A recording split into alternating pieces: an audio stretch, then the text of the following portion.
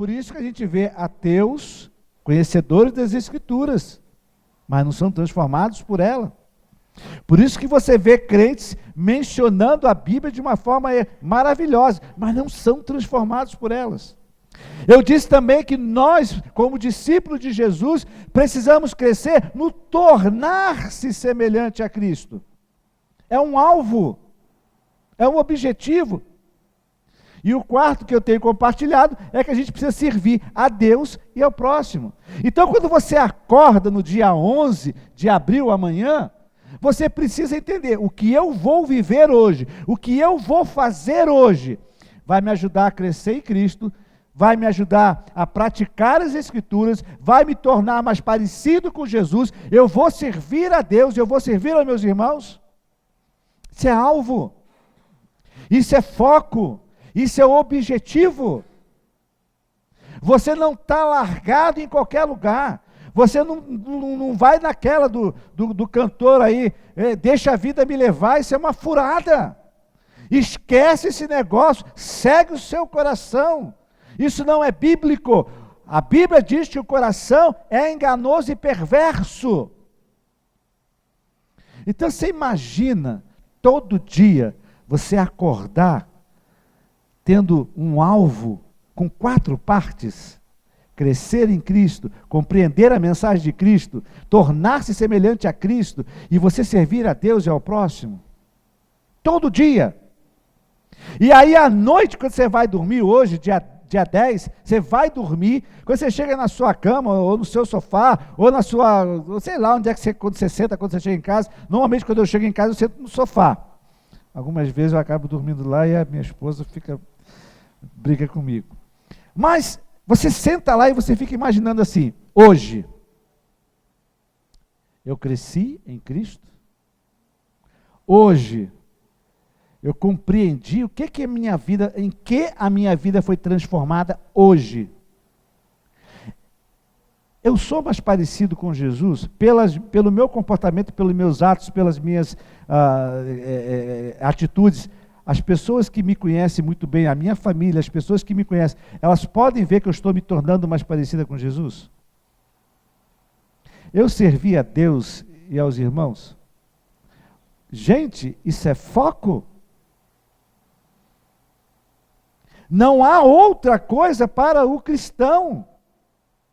E aqui o autor de Hebreus, quando ele fala assim, olhe para Jesus, no versículo 3, ele usa uma expressão: pense bem.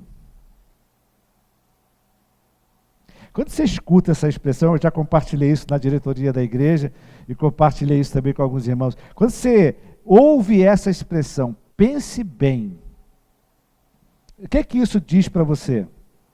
O que soa assim? O que você pensa? O que você sente? Quando alguém fala assim, pense bem. Se for negativo, alguém vai chegar para você e falar assim, pensa bem o que você vai fazer. O que você faz? Além de ficar chateado com a pessoa que te falou isso, né? Ou então, quando você vai comprar uma coisa muito legal para você, e aí alguém chega e fala assim, pensa bem. Vê se esse negócio aí é isso mesmo que você quer. Pensa bem. O que você sente? Fala para mim aí, 2 pessoas. Quando você escuta essa expressão, pense bem. O que você sente? O que você é levado a fazer o quê? Vamos lá. Refletir. Pense bem, você vai refletir, você vai pensar, você vai esmiuçar um pouco mais aquela realidade, aquela situação. O que mais? Além de refletir.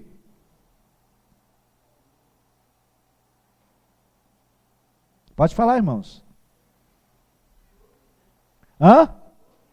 Dúvida. Você fica na dúvida, pensa bem o que você vai fazer. Tá? Você pode gerar uma dúvida. Porque aí você vai ter que fazer os prós e os contras. Pode ser. Rapaz, eu te contar. Vai lá e compra para sua esposa. Mas quando você, só você mesmo, né, Jonatas? E o Valdir está lá fora, rapaz. E é ele que faz esse negócio. Mas assim, quando você pensa bem na coisa, você cria uma avaliação. Você começa a ver os prós e os contras. Quando você pensa bem numa coisa, você pode ser ou não, Você pode estar indo ou não em direção ao seu alvo. Se você pensar bem como é que foi seu dia hoje, você vai poder me dizer assim, pastor, em relação a crescer em Cristo, é isso.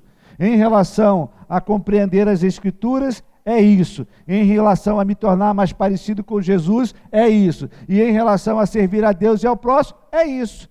Por quê? Se você fizer uma boa reflexão, se você pensar bem, você vai conseguir discernir se você está indo para o alvo ou você está indo fora do alvo. Aí chega o autor aqui e ele fala, pense bem, mas não é pensar bem no que você vai fazer. Pensa bem naquele que suportou.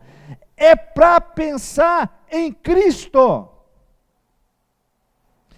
Pensa bem naquele que suportou tal oposição de pecadores contra si mesmo.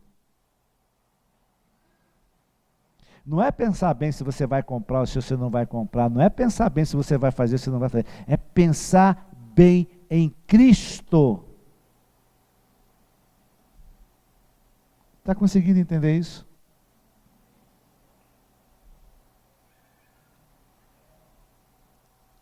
Agora, por que o autor está dizendo que eu preciso pensar bem em Cristo? Refletir sobre Cristo, quem é Cristo, o que ele fez, por que ele sendo santo, ele sendo puro, teve que suportar a afronta de pecadores, como eu e você. Por que ele fez isso? Para que ele fez isso? Aí você tem que ir para o final do versículo 3, para você não se cansar e para você não se desanimar. Por isso que a gente desiste. Eu fico imaginando se todos os dias, a gente acorda e pensa em Cristo, pensa sobre Cristo, quer crescer em Cristo, quer agradar a Cristo, quer se parecer com Cristo, todo dia. Você não vai desanimar, você não vai se cansar, você não vai desistir. E por que hoje muita gente desiste?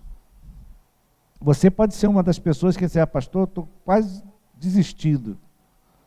Pensa bem naquele que suportou, Jesus. Então são duas coisas nessa jornada, nessa corrida, que vai acontecer se você não tiver um alvo de se parecer com Jesus. Cansaço e desânimo. Por isso que tem muita gente cansada, irmãos. Por isso que tem muita gente cansada de fazer. Porque desistiram ou não estão refletindo naquele.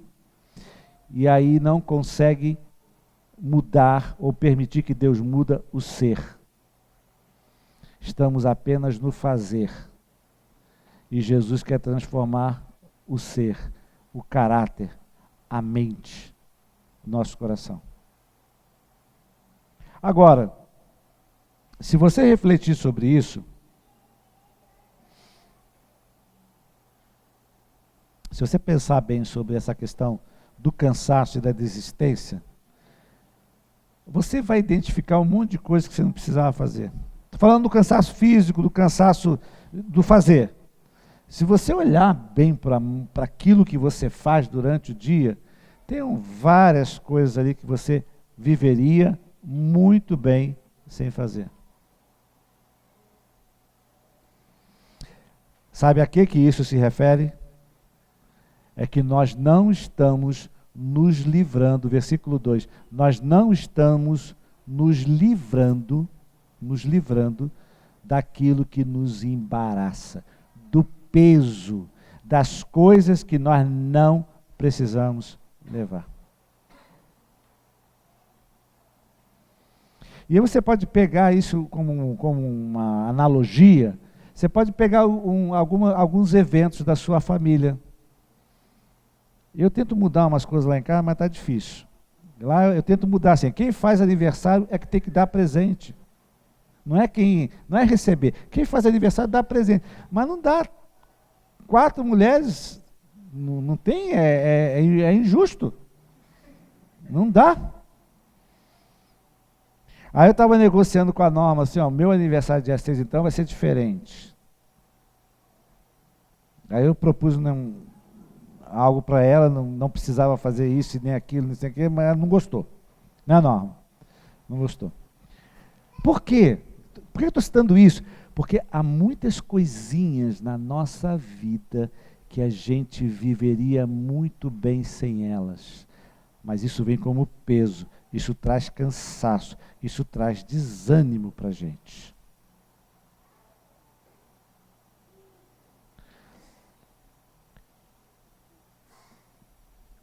E aí a gente não mantém o foco no alvo, no objetivo, naquilo que eu e você precisamos fazer durante a semana, todo dia. Imagina você acordar todo dia sabendo exatamente o que você tem que fazer.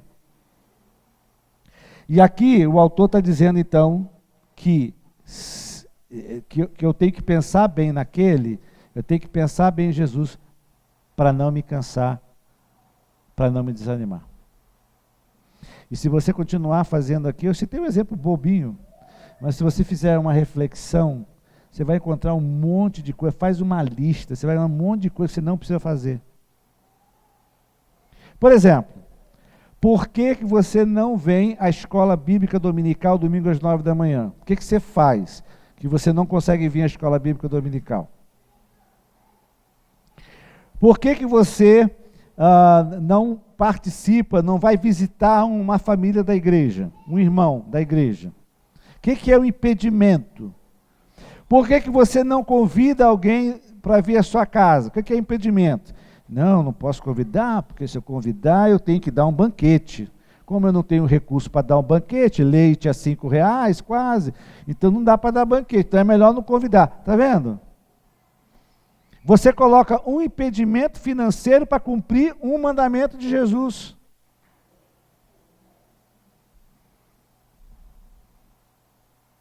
Imagine quando a Larissa e Karina não eram casadas, eram 5 pessoas para ir dar visita. Imagina um almoço, uma janta, tinha irmão que ficava desesperado. 5 pessoas é 200% da minha família para almoçar aqui em casa. Está entendendo, irmão? Há pesos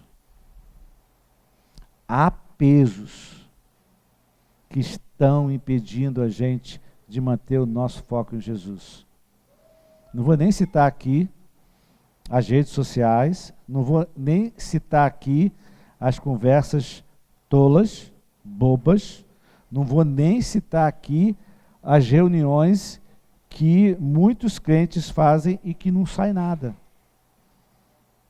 Não há crescimento, não há compreensão das Escrituras, não se torna mais parecido com Jesus e não se serve a Deus nem a ninguém. É apenas um ajuntamento qualquer. E o autor está dizendo aqui, é preciso pensar bem naquele que suportou tal oposição dos pecadores. Olha para a sua vida, meu irmão. Olha para a sua vida. Você sabe como é que Deus vê você? Perfeito. Deus olha para você através de Jesus, da cruz do Calvário, e vê você perfeito. Porque só vai para o céu quem for perfeito. No céu não vai entrar imperfeitos. É que nesses 100 anos de início da eternidade, a gente ainda convive com esse corpo. Mas em Cristo, você já é perfeito. Está qualificado. Mas as vozes internas, o diabo, as suas vozes, o seu diálogo interno, faz você duvidar disso. Olha que coisa interessante. Foi isso que Satanás fez com Eva. Foi isso que Adão fez. Duvidou da palavra de Deus, duvidou do que Deus disse. Pense bem em Jesus, irmão. Pensemos bem em Jesus. Porque se ele suportou tudo o que ele suportou, nós também podemos. Nós não nos parecemos, nós não somos só semelhantes em Cristo nas coisas boas. Nós também, pelo menos nesses 100 anos do início da eternidade, nós também nos parecemos com Cristo no sofrimento, nós também nos parecemos com Cristo na injustiça, nós também nos parecemos com Cristo quando a gente pratica o bem e recebemos o mal. Quando isso acontece, deveríamos nos alegrar, porque estamos parecendo com Jesus. E por muito menos, joga-se a toalha, se está cansado, se está desanimado, e aí se desiste daquela caminhada com Jesus. E aí é uma tristeza, é uma atrás da outra, e aí é uma bola de neve de coisa ruim que vai acontecendo na vida da gente. Em nenhum momento Deus promete nos livrar de dores e sofrimentos, mas passar pensando naquele que suportou tudo isso, a gente começa a olhar para a gente e fala assim, poxa, mas Jesus, o que ele suportou? Ele era santo, é Deus, é puro. Eu poderia ter passado por qualquer, porque eu sou um pecador, mas ele não. Por que você não pode suportar mais? Você nem derramou seu sangue ainda para suportar a dor. Por que você não pode suportar um pouco mais por causa de Jesus? Mas eu quero compartilhar com você o que consiste em pensar bem.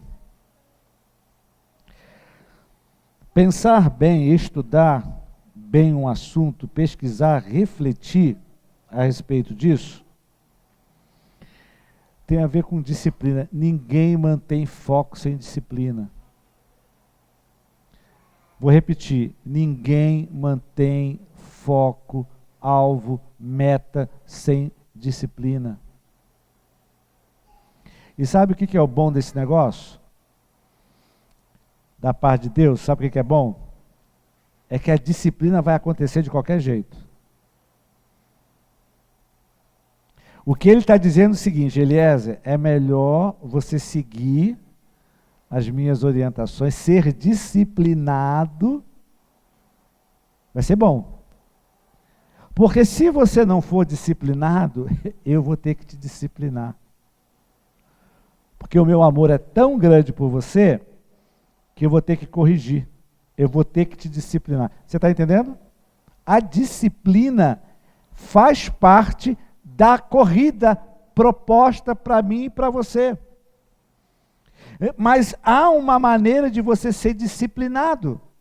Se você seguir, disciplina é obediência.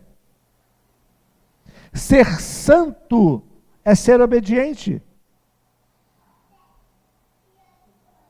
Mas se você optar em não obedecer, ele te ama.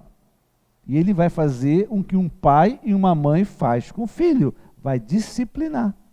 Para mostrar o quanto é importante aquilo para a vida dele. Aí a escolha é minha e sua. Você prefere olhar para Jesus, fixar os olhos em Cristo, ter uma disciplina, um alvo, todos os dias, e se enquadrar naquilo que Ele quer.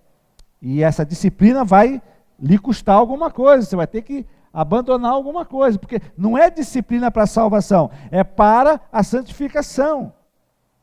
É para desenvolver a sua salvação. Você precisa de disciplina. Eu preciso de disciplina. E ela vai acontecer, ou por escolha minha, ou por amor de Deus. Então, a disciplina É uma realidade e é pela disciplina que vamos manter o foco em Jesus. E eu quero apenas mencionar uma única disciplina. Hoje eu vou mencionar apenas uma disciplina. Abre a sua Bíblia no Salmo 119.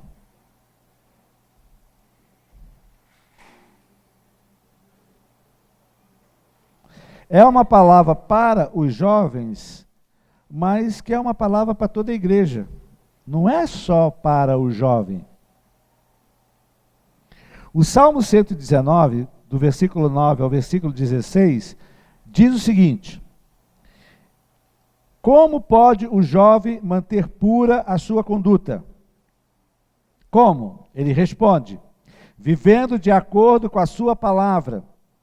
Eu te busco de todo o coração, não permitas que eu me desvie dos teus mandamentos. Guardei no coração a tua palavra para não pecar contra ti. Bendito seja, Senhor, ensina-me os teus decretos. Com os lábios repito todas as leis que promulgaste. Regozijo-me em seguir os teus testemunhos, como o que se regozija com grandes riquezas. Meditarei nos teus preceitos e darei atenção às tuas veredas. Tenho prazer nos teus decretos. Não me esqueço da tua palavra. Está entendendo isso? É todo dia. É disciplina.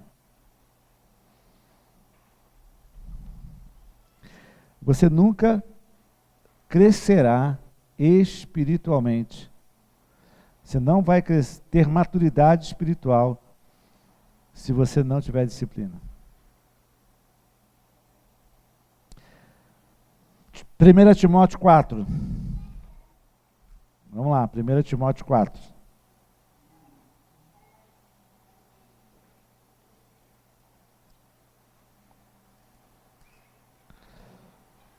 A partir do versículo 7, a parte B do versículo: exercita-te na piedade. O exercício físico é de pouco proveito. A piedade, porém, para tudo é proveitosa, porque tem promessa de vida presente e da futura. Esta é a afirmação fiel e digna de plena aceitação. Se trabalhamos e lutamos, é porque temos colocado a nossa esperança no Deus vivo, o Salvador de todos os homens, especialmente dos que creem. Se trabalhamos e lutamos, disciplina.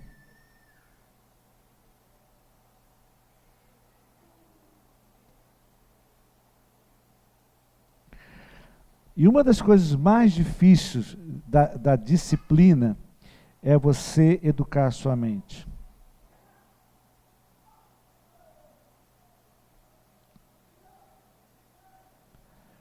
Meus irmãos, a mente, eu compartilhei com os irmãos aqui, que nós somos corpo, e o exercício físico do atleta que corre uma maratona, ele exercita o corpo dele, exercita a mente também, mas é uma resistência física, para ele poder correr.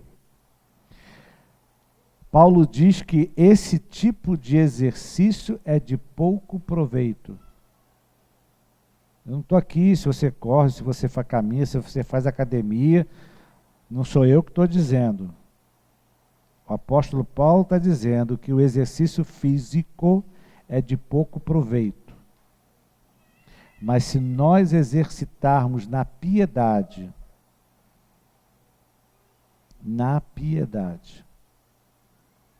isso tem muito proveito.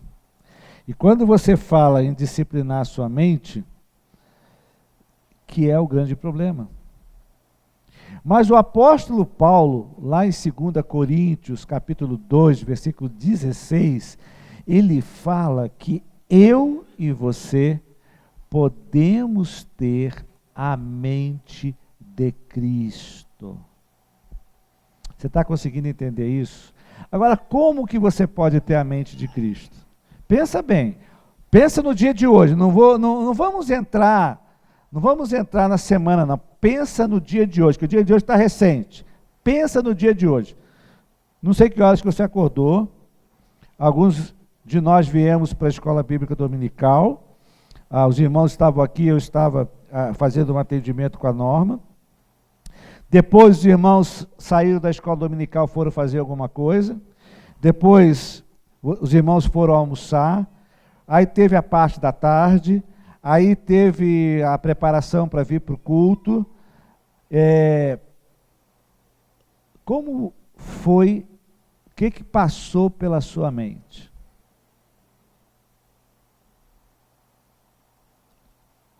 O que você fez com a sua mente? Paulo está dizendo, lá em 1 Coríntios 2,16, que nós precisamos e podemos ter a mente de Cristo. Agora, é uma pergunta óbvia. Como? Quem pode me dizer como que nós podemos ter a mente de Cristo se nós não somos deuses? Nós não somos Deus. Como é que você pode ter a mente de Cristo? O Paulo está equivocado aqui, isso aqui não é bem isso assim, o que a gente faz? Rasga. Me ajuda a entender. Como, se eu não entender direitinho agora, eu não posso encerrar a mensagem. Então, se você quer que eu encerre a mensagem, você, por favor, me responda. Como eu posso ter a mente de Cristo?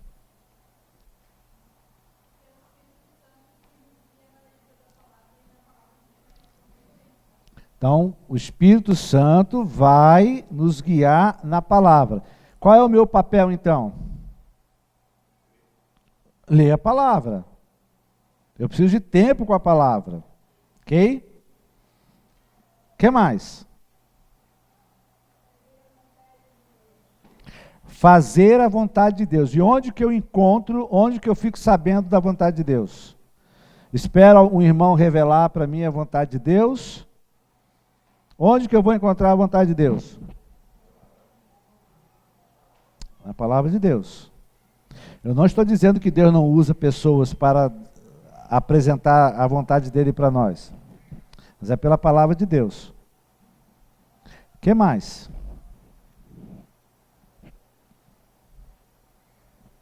Nós estamos falando aqui disciplinarmente, de ter a mente de Cristo. Oi? Dando testemunho da palavra de Deus e praticando a palavra. Então, abre a sua Bíblia em Filipenses capítulo 4. Como é que você pode exercitar-se? E aqui eu estou falando de coisa prática. Eu não estou falando de uma coisa teórica, eu não estou falando de uma coisa que você não tem condições de fazer, nem eu. Nós estamos falando aqui de uma coisa muito prática. É preciso ler o versículo 7 e é preciso ler o versículo 9 para a gente entender um pouco isso. Versículo 7, Filipenses 4.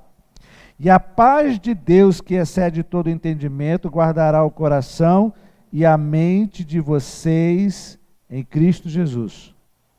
Finalmente, irmãos, tudo que for verdadeiro, tudo que for nobre, honesto, tudo que for correto, tudo que for puro, tudo que for amável, tudo que for de boa fama, se houver algo de excelente ou digno de louvor, pensem nessas coisas.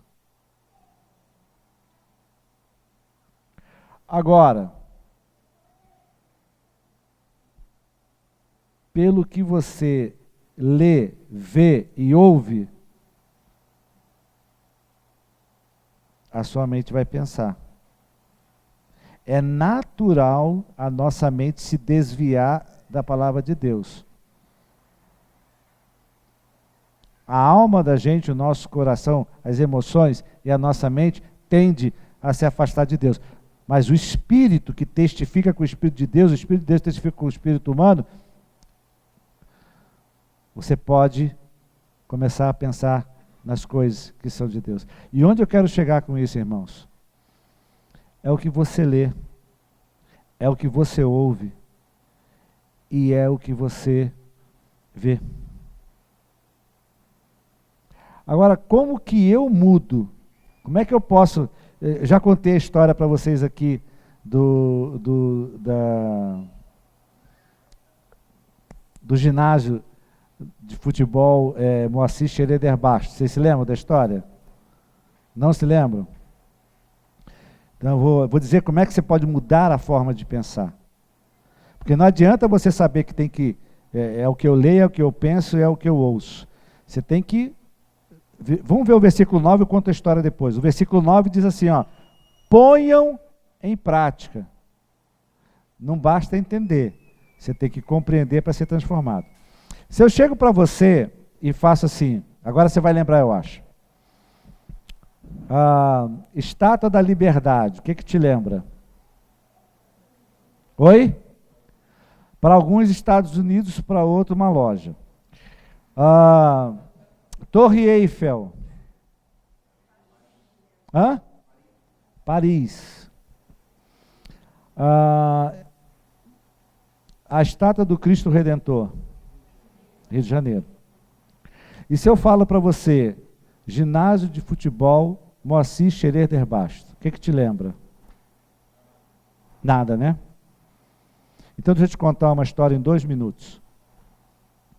Era junho, eu não me lembro exatamente do ano, eu estava participando do campeonato de inverno na cidade do Rio de Janeiro pela Silquir Esportes. E eu era reserva. E o meu pai ficava na arquibancada gritando, põe o Eliezer, senão vocês vão perder o jogo. Põe o Eliezer, põe o Eliezer, senão vão perder o jogo. E aí passou o primeiro tempo, eu no banco. Aí na metade do segundo tempo eu entrei, aí marquei um gol e empatei a partida. A gente não ganhou o campeonato, mas empatei a partida. E meu pai lá ficou gritando, põe Eliezer, senão perdeu o jogo, tal. Aí o Gaia, que é era o técnico na época, se não me falha a memória, acho que era o Gaia ou era o Edmilson, não me lembro agora, que faz muito tempo. E aí a gente empatou aquele jogo e depois a gente perdeu o jogo seguinte, aí fomos eliminados. Então, quando eu falo para você da Estátua da Liberdade, o que você pensa? Estátua da Liberdade, o que você pensa? Estados Unidos ou uma loja. Quando eu falo Torre Eiffel, você lembra o quê? Paris.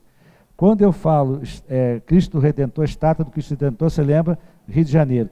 E agora, quando eu falo para você, ginásio de esporte Moacir Xereder Bastos, o que você entende? Você se lembra do que meu pai falava.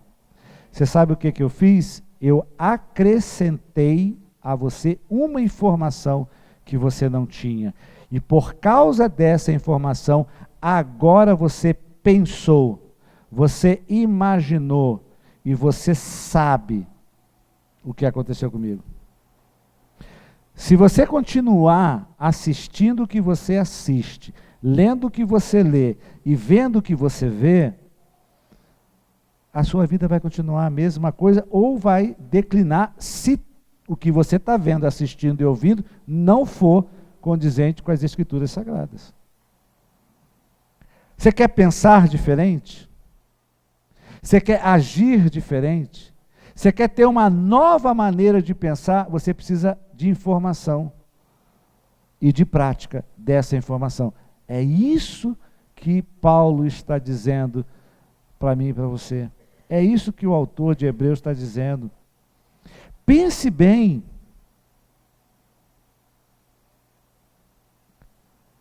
O que é puro, o que é verdadeiro, o que é honesto, o que é de boa fama.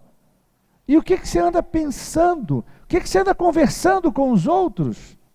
Às vezes não tem nada a ver com a mente de Cristo. Sabe por quê? Porque faltam as Escrituras. Que aí você começa a ler as Escrituras, você começa a imaginar assim, puxa vida, isso aqui é o que Deus quer, eu preciso crescer. Aí você tem que praticar. Ponha em prática tudo o que vocês aprenderam, receberam e ouviram. Ponham em prática tudo o que vocês receberam, que vocês ouviram e que vocês aprenderam. Paulo está dizendo isso para aqueles irmãos, porque ele ensinou aquela igreja. Jesus está mostrando isso para nós. O autor de Hebreus está mostrando isso para nós. Cuidado, o cansaço, o desânimo faz parte desses 100 primeiros anos da eternidade. Mas se vocês pensarem bem em Cristo, vocês podem mudar essa realidade. O desânimo pode não surgir, o cansaço pode não aparecer, porque você vai ter resistência para continuar essa trajetória, essa caminhada com Cristo Jesus. Por isso que nós precisamos olhar para Jesus todos os dias. Então comece, irmãos, a entender que a leitura da Bíblia não é apenas um cumprimento de algo para depois você dizer para alguém que você leu. Não, é uma coisa de vida ou morte. Se você buscar informação no que a mídia passa hoje, nos cinemas, nas programações, você vai ficar... Eu li recentemente, ontem, saiu uma reportagem num dos jornais aí, não vou nem citar porque não vale a pena recitar o nome, falando a respeito de Jesus. Também não vou mencionar aqui o que eles disseram, não, mas é uma coisa vergonhosa.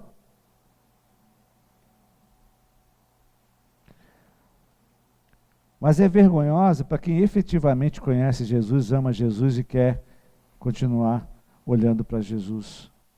Porque tem muito crente que leu aquilo e só achou uma coisa estranha. Foi só um exagero. É o teólogo, né? É ele que... A gente tem que ficar indignado, irmãos. Indignados.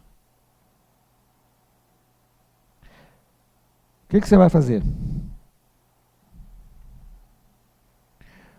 Trago 4 coisas importantes para finalizar para você fazer. A primeira coisa, pense bem em Jesus. Reflita sobre a vida de Jesus. Leia sobre a vida de Jesus. Cresça no conhecimento de Jesus. O que você conhece de Jesus hoje? É a mesma coisa que você conhecia há 2 anos atrás? Há 3 anos atrás? Não tem esse negócio de ficar estagnado, não, irmão. O crente, se não cresce, ele está despencando. Não existe ficar parado. Ou o crente está crescendo, ou o crente está despencando no conhecimento de Jesus. Fixe seus olhos em Jesus como um alvo, como meta, como a coisa mais importante do dia. É crescer em Cristo, é compreender a mensagem de Cristo, é tornar-se parecido com Cristo, é você servir a Deus e ao outro. E procure ter a mente de Cristo. Você só vai conseguir ter a mente de Cristo se você pensar em Cristo, se você conhecer Jesus, se você ver o amor de Jesus pelas pessoas. Aí você começar a olhar para as pessoas, em vez de você exercitar a tolerância zero, você vai amar, ajudar, orar. Nós precisamos ganhar, irmãos, essa corrida, porque Jesus já venceu. E Ele está nos mostrando exatamente como a gente pode ganhar essa corrida. É pensando bem em Jesus. Troca o que você está vendo, ouvindo, assistindo, que faz parte das suas conversas. Se não passar por esse crivo do apóstolo Paulo, se não passar pelo crivo das Escrituras, livre-se. Livre-se. O pecado já não precisa nem discutir sobre isso, né? E o pecado nos envolve. A ideia que me passa do pecado nos envolver, sabe aqueles filmes ou desenhos que você vê que sozinha a corda vai amarrando a pessoa, vai prendendo a pessoa, vai não sei o quê, e depois vai apertando a pessoa, como a cobra faz? É isso que o pecado faz com a gente, vai nos envolvendo, vai nos envolvendo, vai nos envolvendo. Vai chegar uma hora que você se torna totalmente refém do pecado. Mas se nós olharmos para Jesus, meus irmãos, a gente vai se livrando dessas coisas e do pecado que nos envolve. Esse é o papel de Jesus, é fazer aquilo que eu e você não temos condições de fazer. Mas a nossa responsabilidade é buscar na disciplina de Deus aquilo que vai nos fortalecer para essa corrida, para essa jornada. Então toma cuidado, não fique preso aos limites que Deus te dá. Tem crente que só olha para o limite, não olha para a vida abundante que Jesus tem para dar. Que Deus te abençoe, meu irmão. Não brinque com a sua vida. Não brinque. Agora uma palavra aqui para os homens e para os pais. Pais, homens, o pai. Hoje eu compartilhei com um irmão da igreja, ele veio, trouxe o filho dele para o clube bíblico e eu pude conversar com ele. Falei, olha, você está fazendo um investimento na vida do seu filho que você nem imagina. Isso é uma coisa muito importante. A outra coisa importante é você ser exemplo. É ser exemplo. Seja um exemplo de alguém que cresce e amadurece em Cristo. Seja um exemplo de um discípulo que compreende e pratica as Escrituras. Seja um exemplo de um homem, de uma mulher que está se parecendo com Jesus. Seja um exemplo de alguém que serve a Deus e ao outro. Meus irmãos, não há como a nossa vida permanecer a mesma. Não há como. Sabe por quê? Porque a obediência a Deus, Deus cumpre o que Ele promete.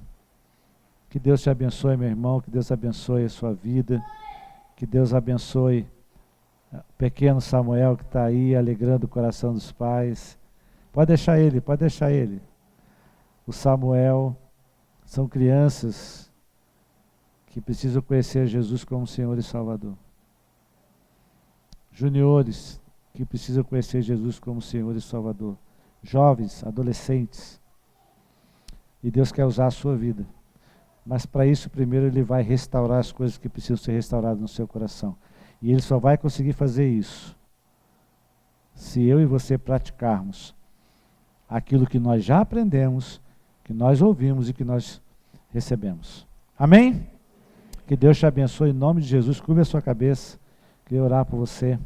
Pai, nós sabemos, ó Deus, que quando a gente pensa numa competição, Senhor, e a gente olha para tudo aquilo que é oferecido hoje, se nós não estivermos verdadeiramente olhando para Jesus, pensando muito bem naquele que sofreu tamanha oposição dos pecadores, nós não vamos conseguir.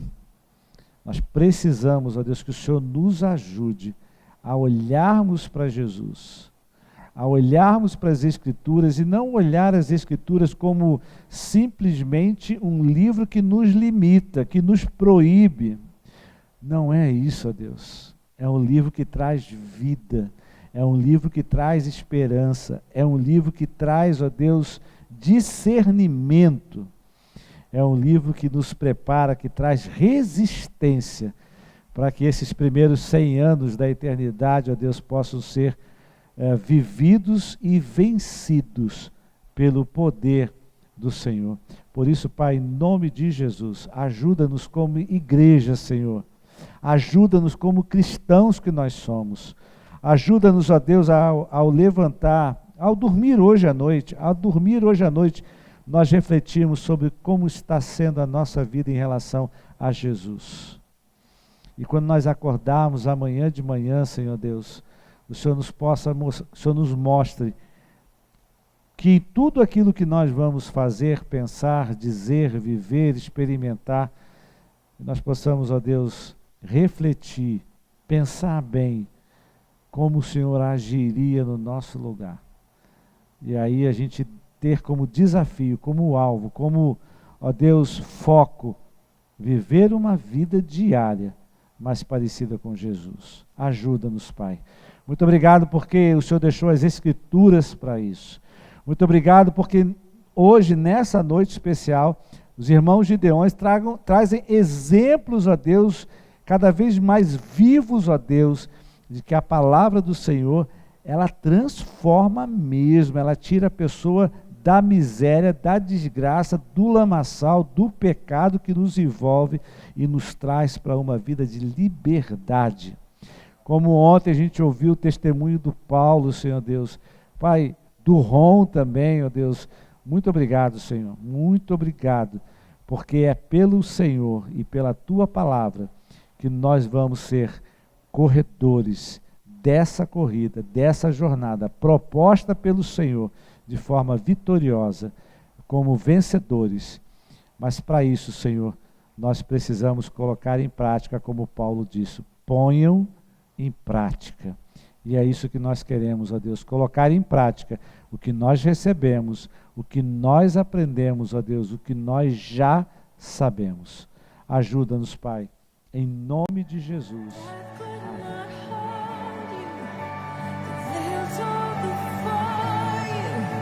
Inside